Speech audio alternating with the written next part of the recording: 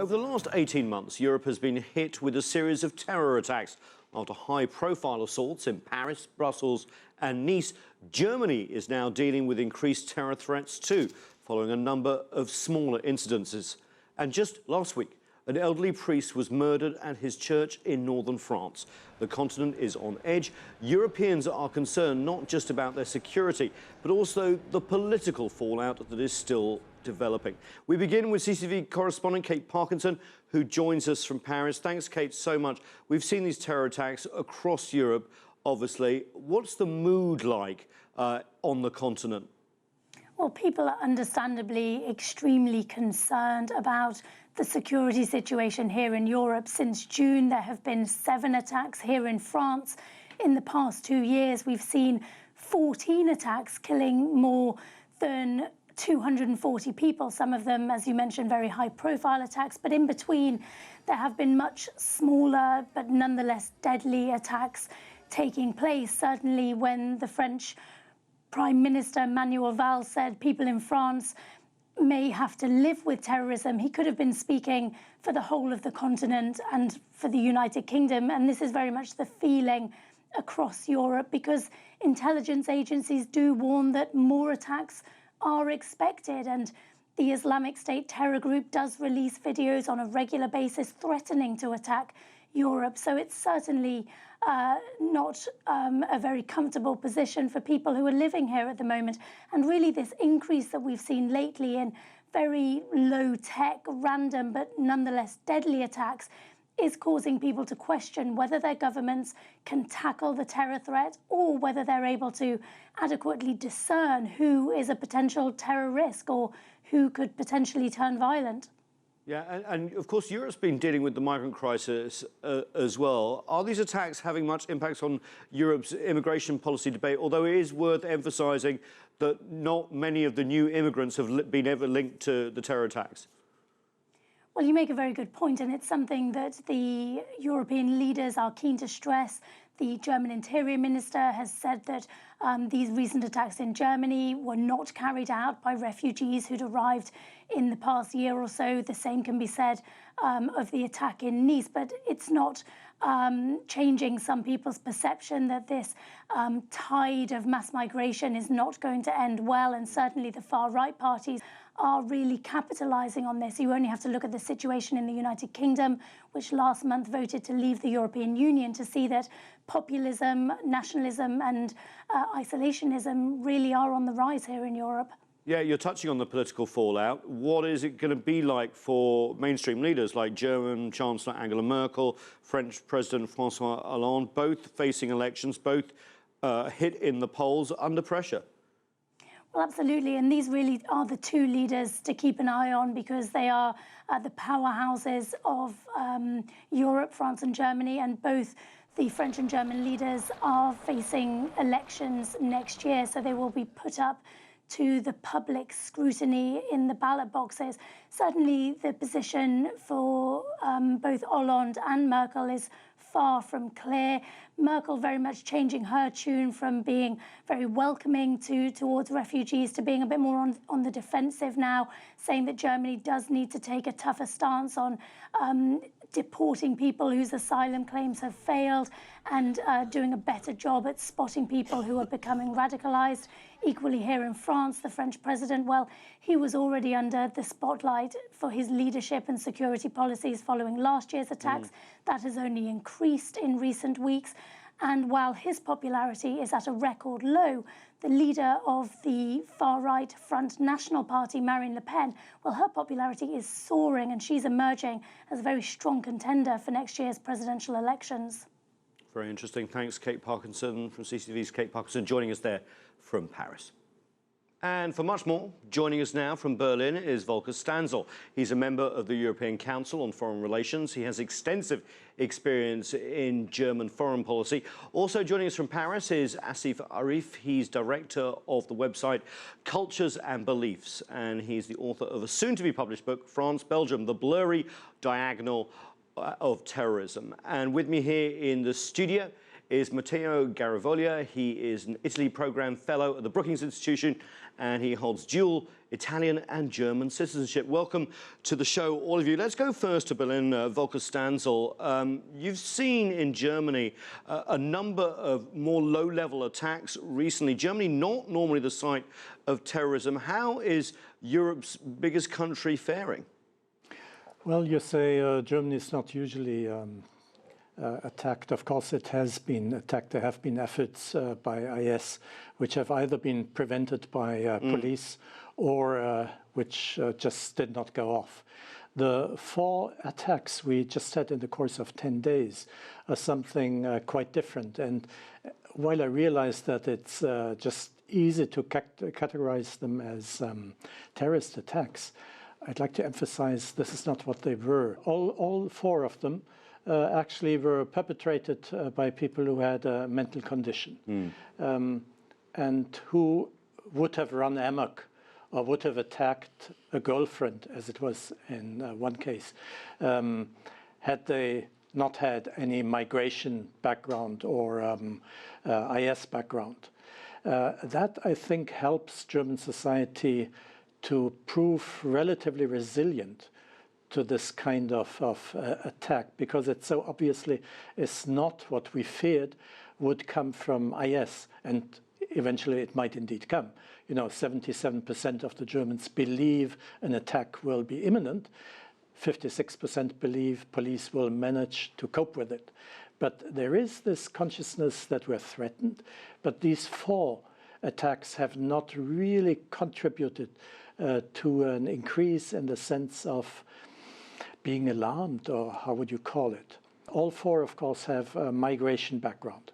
One of them a German, but born of Iranian parents. So that, on the one hand, of course, leads people to fear that people with a migration background may be prone to that kind of mental instability because they're traumatized or what, and will demand measures to prevent that. On the other hand, of course, it gives us food for thought what kind of mentality people or what kind of state people are in who escape from a war situation, traumatized through months and months of being refugees in existential need. How would they behave in the future? So that is a big challenge if we really want to integrate them. And after all, last year we got 1.2 million refugees.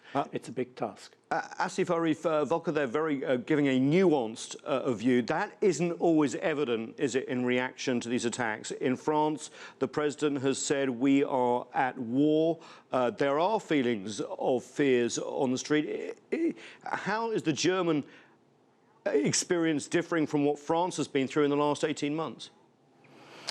I mean, in some way, I can say for some, what happened in Nice, for example, was also made by a person who has a very bad mental condition, and then after Daesh comes and say yes, it is an attack from our organization.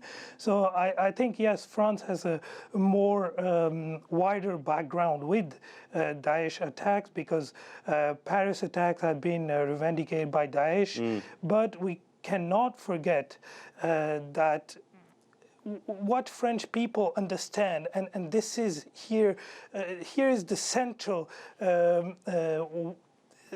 meaning of French society, is that they understand that Daesh is more afraid by our unity rather than, you know, intensifying bombing in Syria or whatever François Hollande is asking, because François Hollande and Manuel Valls, who's the prime minister, right after the attacks, they said, yes, we need to intensify our attacks in Syria.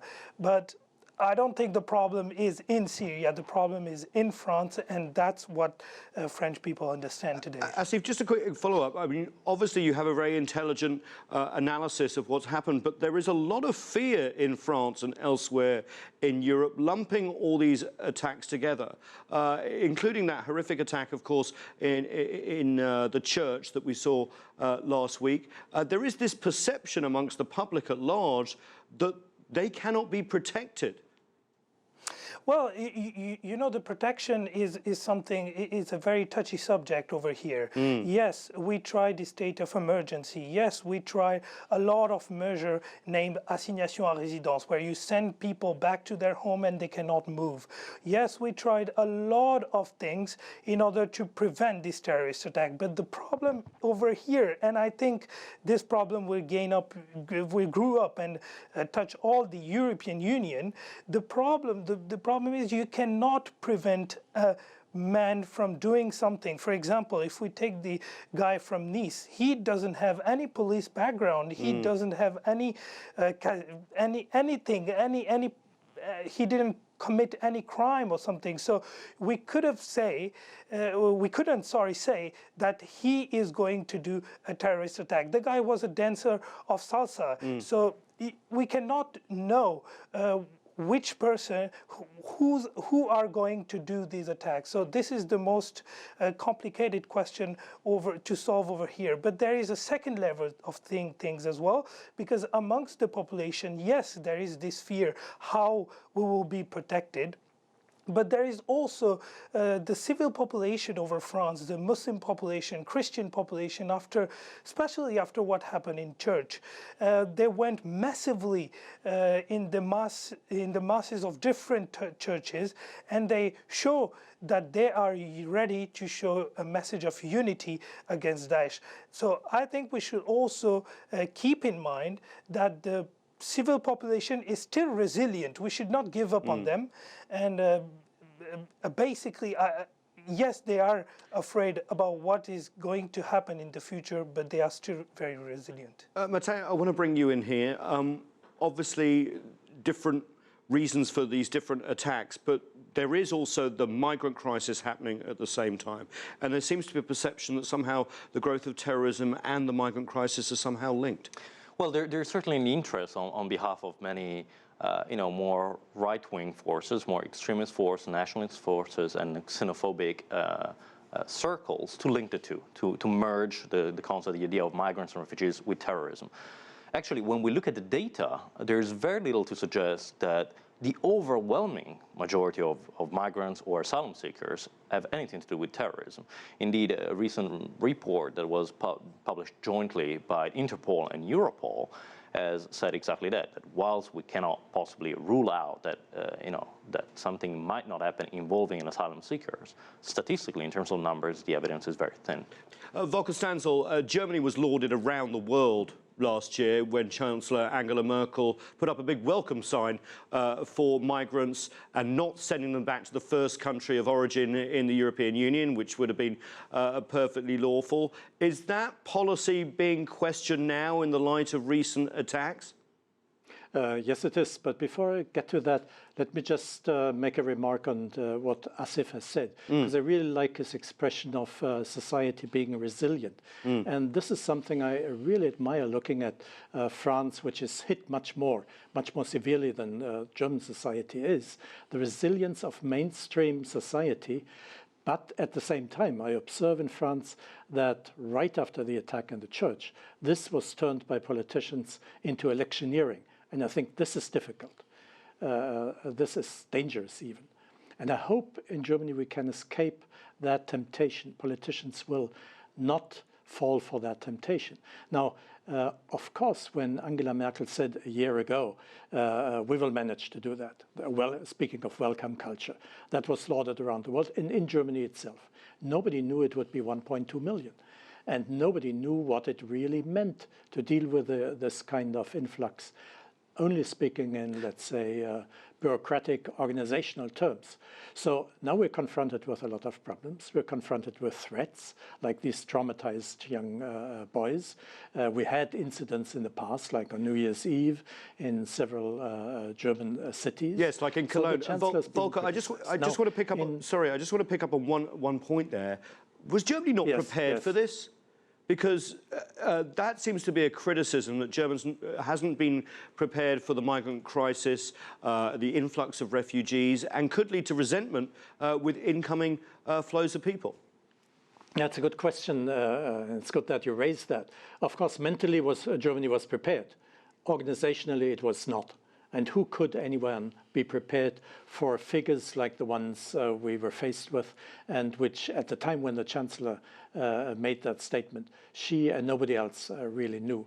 I mean, this is an administrative problem, and to solve this administratively just takes time. At the same time, the Chancellor said last week in her press conference, we will manage that, and we already have managed a lot, which is true, but which also shows a lot still needs to be done. And that is where the right-wingers that Matteo has spoken about, of course, find a way to criticize the Chancellor. Right-wingers and actually also left-wingers. How can you not be prepared for that kind of onslaught of people who might be dangerous? And how can you say we will manage that?